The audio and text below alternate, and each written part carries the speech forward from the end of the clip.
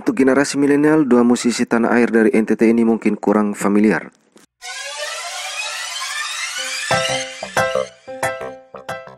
Halo semuanya, jumpa lagi dengan kami dan terima kasih untuk Anda yang setia mengikuti video-video di channel ini. Dan dukung terus channel ini dengan menekan tombol like dan subscribe. Oke semuanya, pada video kali ini kami kembali mengulas dua sosok yang melegenda, musisi tanah air yang berasal dari bumi cendana Flow Bamura, Nusa Tenggara Timur. Ya, untuk anak-anak milenial khususnya dari NTT mungkin kurang familiar dengan dua sosok penyanyi dan musisi tanah air ini. Namun tidak dengan generasi 80-an ke belakang. Dua sosok ini menjadi artis kebanggaan dari bumi NTT yang kerap nongol di layar kaca. Meskipun saat itu hanya ada satu stasiun TV yaitu TVRI. Dan inilah dua artis legenda dari bumi NTT yang hingga saat ini karya-karya mereka masih tetap diperdengarkan maupun diaransemen ulang. Yang pertama, Johnny Hendrikus Seme atau dikenal dengan John Seme. Sosok yang terkenal dengan lagunya Langit Masih Biru ini lahir pada 4 Juni 1964 di Kampung Luei, Rote, Desa Oelunggu Ba'a, Rote, Nusa Tenggara Timur. John Seme selepas selesai SMA Negeri 1 di Kota Kupang pada tahun 1983 bertekad untuk menjadi seorang penegak hukum. Ia kemudian melanjutkan pendidikan tingginya di kota Yogyakarta. Namun keadaan berbicara lain. Baru beberapa bulan di kota Jogja, ayahnya mendadak sakit dan akhirnya meninggal dunia. Desember 1983, John muda mencoba untuk berangkat ke ibu kota negara. Untuk bertahan hidup di ibu kota negara, ia menjadi pengamen kurang lebih 3 tahun. Pada suatu waktu sekitar tahun 1987, TVRI yang saat itu menjadi satu-satunya televisi nasional menggelar acara wajah baru, semacam sebuah audisi untuk mencari talenta-talenta baru dalam dunia hiburan. John Seme akhirnya lolos audisi dan untuk pertama kalinya putra Rote muncul di televisi dalam acara wajah baru. Di tahun 1988, ia mengikuti lagi tes sebagai penyanyi pada perusahaan rekaman musika studio. John Seme pun lolos dan diberi kepercayaan untuk menyanyikan lagu karya putra NTT yang saat itu sudah terkenal dengan judul lagu Di Balik Rindu Ada Dusta. Perlahan-lahan karir John Seme menanjak. Ia mulai tampil rutin di acara-acara hiburan di TVRI seperti Aneka Karya Safari, Album Malam Minggu, dan Selekta Pop bersama artis-artis lainnya. Selanjutnya ia memberanikan diri untuk tes di JK Record, sebuah perusahaan rekaman yang top saat itu. Di tahun 1992 ia diterima sebagai artis JK Record dan di tahun 1993 keluarlah album perdananya di bawah naungan JK Record yang masih sering kita dengar hingga saat ini dengan tajuk Langit Masih Biru. Kemudian berlanjut dengan beberapa album lainnya di bawah bendera JK Record. Pada tahun 1995 ia membuat sebuah perusahaan rekaman yang bernama Flow Bamura Record. Beberapa artis kenamaan tanah air juga ia orbit dari perusahaan rekaman Flow Bamura Record. Ia kemudian bekerja sama dengan Virgo Ramayana Record dan mengeluarkan 2 album yang salah satunya pernah booming di tanah air yaitu lagu Pacaran.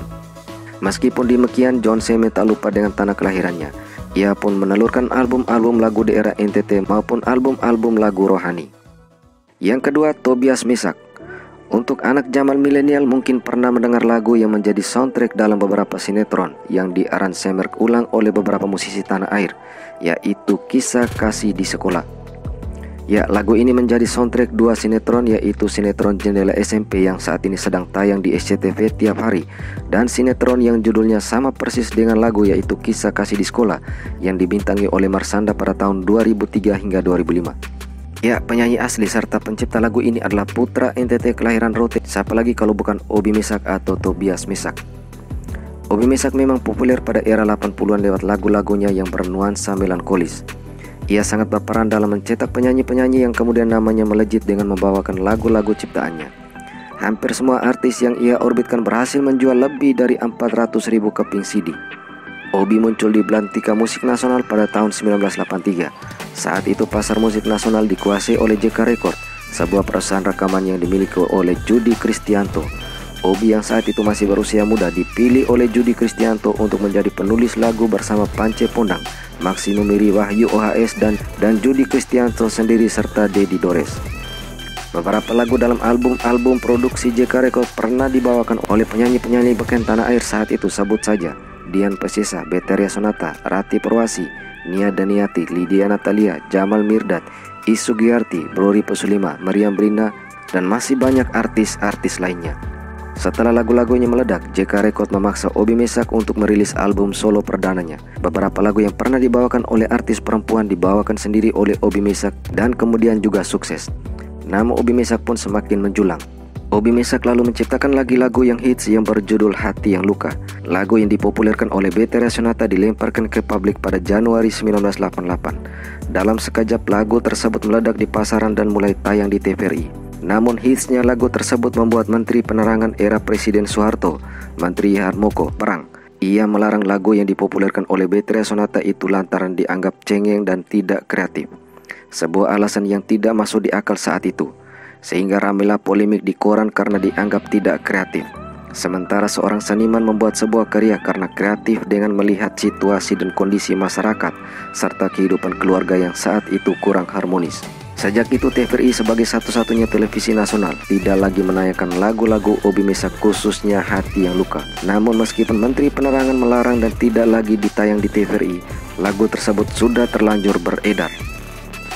Pamor Obi Mesak menurun drastis saat itu, begitu juga dengan JK Records. Dan pada saat yang bersamaan, tren musik pop sudah berubah dengan naiknya sejumlah artis yang mengusung konsep pop kreatif. Meskipun Menteri Penerangan melarang lagu-lagu melo, Obi Mesak tetap menciptakan lagu. Karya-karya Obi Mesak terus mengalir meskipun tidak segencar masa jaya bersama JK Records. Nada-nada melo pun semakin kurang porsinya. Obi Mesak malah membuat gempar dengan menciptakan lagu dangdut yang menjadi hits dan kembali booming yang berjudul Sakit Gigi yang dibawakan oleh Meggy Z. Sukses dengan lagu Sakit Gigi, Obi Mesak kemudian menciptakan lagi lagu yang berjudul Mobil dan Bensin yang dibawakan oleh Santa Hoki. Lagu ini pun juga meledak di pasaran. Setelah era reformasi 1998, pamor Obi Mesak mulai menurun seiring dengan mencuatnya genre musik baru. Namun bukan artis namanya jika tidak mengikuti perkembangan zaman. Beberapa lagunya diaransemen ulang oleh artis-artis masa kini dalam berbagai genre. Salah satunya lagu Kisah Kasih di Sekolah yang dibawakan oleh Pasto dan menjadi soundtrack sinetron. Oke semuanya, apapun kata orang, Obi Mesak dan John Seme merupakan tokoh asal Nusa Tenggara Timur yang pernah mempengaruhi begitu banyak orang Indonesia, khususnya generasi 80-an hingga era 90-an lewat karya-karya mereka. Dan dapat kita katakan meskipun karya lawas, namun hingga saat ini masih banyak orang yang memutar lagu-lagu lawas karya mereka berdua. Ya, demikianlah dua legenda musisi tanah air dari bumi Nusa Tenggara Timur. Semoga selain generasi-generasi emas NTT saat ini seperti Agnes Kamalen, Marion Jola, Mario G. Klau, Betran Peto, dan lain-lain, akan muncul lagi talenta-talenta muda dengan ragam karyanya untuk mengharumkan nama Nusa dan bangsa.